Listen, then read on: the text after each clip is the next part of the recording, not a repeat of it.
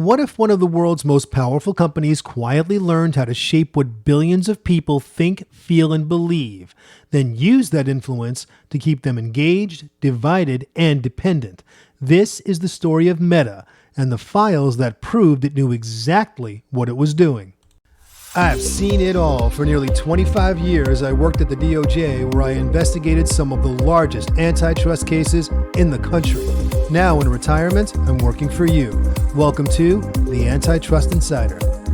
The truth came to light through a massive internal leak. Thousands of pages of research, memos, and presentations that exposed what Meta knew about the damage its platforms were causing and how little it did to stop it. They became known as the Facebook Files. Segment 1, The Whistleblower and the Evidence. The story begins in the fall of 2021 with a woman named Frances Haugen. She wasn't a disgruntled employee with an axe to grind. She was a data scientist and a project manager who had worked on Facebook's civil integrity team. She believed in the company's potential for good, but what she saw from the inside shattered that belief.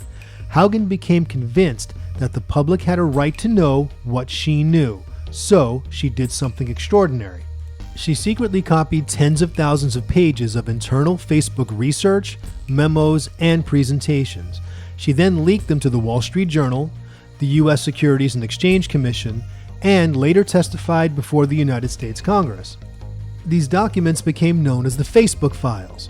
They weren't just vague allegations, they were a damning data-driven testament that formed a clear and disturbing pattern. The files proved that Facebook's own internal research had identified severe and specific harms its platforms were causing, and that the company's leadership, time and again, chose to downplay, ignore, or conceal those findings. The most explosive revelations centered on Instagram's impact on teenage mental health. The internal slides were stark. They stated, and I quote, "We make body image issues worse for 1 in 3 teen girls." Another slide concluded, 32% of teen girls said that when they felt bad about their bodies, Instagram made them feel worse. The research showed that the platform's relentless focus on curated perfection, social comparison, and influencer culture was directly linked to increased rates of anxiety, depression, and even suicidal ideation among young users. And crucially, the documents revealed that Facebook knew this. They had conducted studies, they had the data, and they chose not to make it public. Instead, they were actively developing an Instagram for kids under the age of 13, a project they have since paused under public pressure.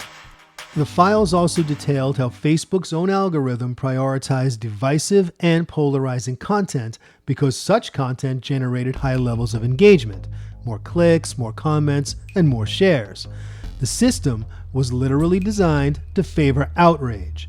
It was incentivized to push users toward more extreme viewpoints because that kept them on the platform longer. Facebook knew its platform was making society more angry and polarized, but changing the algorithm to promote calmer, more neutral content would have hurt their bottom line. Segment 2, Denial and Deflection. So, with a mountain of internal evidence pointing to societal harms, why wasn't Facebook, now Meta, held immediately accountable? Why did the story, for a time, seem to fade from the headlines? Tactic number 1, isolate and contradict. When the Facebook files first broke, the company's public response was to attack the messenger and dispute the interpretation. They didn't flatly deny the existence of the research, but they argued that the Wall Street Journal and Frances Haugen were misrepresenting it. They claimed their work was being taken out of context. They released statements saying they cared deeply about safety and that the issues were complex. They attempted to create a cloud of uncertainty around the facts, hoping that a confused public would find it easier to simply move on. Am I to understand that you want me to debunk the X-Files project, sir? Tactic number 2, reframe the narrative. Meta and Mark Zuckerberg in particular began a massive campaign to shift the conversation. Suddenly, the problem wasn't Facebook's toxic algorithms or its business model. The problem was that we were entering the next chapter of the internet. The grand rebranding to Meta and the push into the metaverse was the shiny object designed to make talk of teenage mental health and political polarization seem outdated. They reframed themselves as bold pioneers building the future, making it more difficult for regulators and the public to pin them down on what was going on in the present. Tactic number 3, promise reform while resisting change. Meta is a master of announcing new initiatives, oversight boards, and investment in safety. They use the language of responsibility without necessarily embracing the actual changes. They create the appearance of action while fiercely lobbying against any meaningful regulatory legislation that would impose hard rules on their operations. This includes any reform to Section 230 of the Communications Decency Act, which shields them from liability for user-generated content. These tactics are pretty effective. By the time one scandal is processed through this machine of denial, reframing, and promised reform, the next news cycle has begun and the public attention has already moved on. And the company operates with a complexity that makes it incredibly difficult for lawmakers to effectively regulate. Segment 3, the cost of Meta's model. First, has anything really changed inside Meta? The company points to new safety features and transparency tools, but its core business model of harvesting user data to fuel targeted advertising and its optimization of engagement above all else remains intact. As long as anger and outrage drive more clicks than kindness and nuance, the fundamental incentive will always be for profit over people. Second, how much does Meta really know about you? The Facebook files made clear that a small group of executives holds an extraordinary data-driven picture not only of you as an individual, but of how society behaves as a whole. On the surface, Facebook is a place to share life updates, keep up with friends, families, remember birthdays, and find local events. Beneath that surface, Meta tracks our preferences, habits, and vulnerabilities with remarkable precision. And that information is not collected for our benefit. It's collected to serve a corporate entity built on using what we reveal, intentionally or not, as a basis to maximize profit.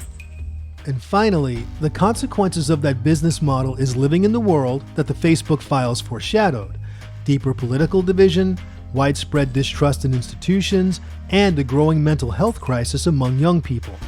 Bottom line, Meta is not responsible for every cultural problem, but the internal documents show they were far from passive. They accelerated the trends and manipulated human weaknesses, all while understanding the risks that now define an entire generation. Segment 4, Final Thoughts. Frances Haugen gave us a glimpse behind the curtain. She showed us that keeping users engaged, divided, and dependent wasn't the bug in the system, it was a feature. That the pursuit of growth and engagement was prioritized over the well-being of users. The story of the Facebook files is about what happens when a company becomes too big to be held truly accountable, and how Instagram, Facebook, and Meta can shape the perceptions of their users.